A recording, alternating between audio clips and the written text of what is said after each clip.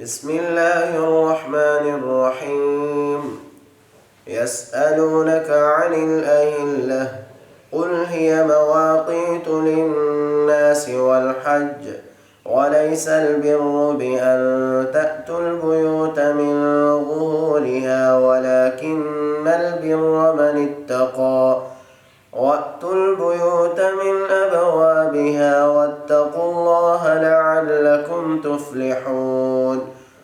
وقاتلوا في سبيل الله الذين يقاتلونكم ولا تعتدوا إن الله لا يحب المعتدين.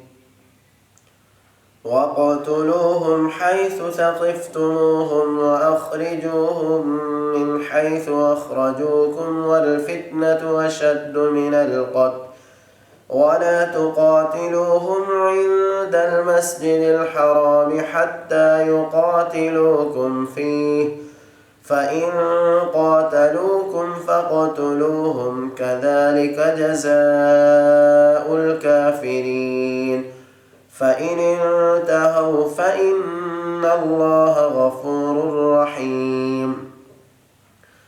وقاتلوهم حتى لا تكون فتنة ويكون الدين لله فإن انتهوا فلا عدوان إلا على الظالمين.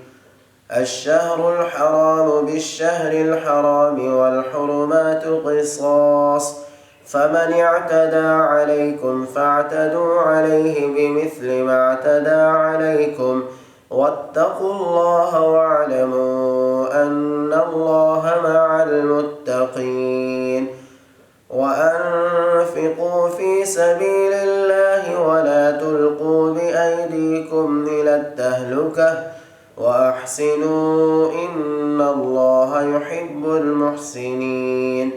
وأتموا الحج والعمرة لله فإن أحصرتم فما استيسر من الهدي ولا تحلقوا رؤوسكم حتى يبلغ الهدي محله فمن كان منكم مريضا أو به أذى من رأسه ففدية من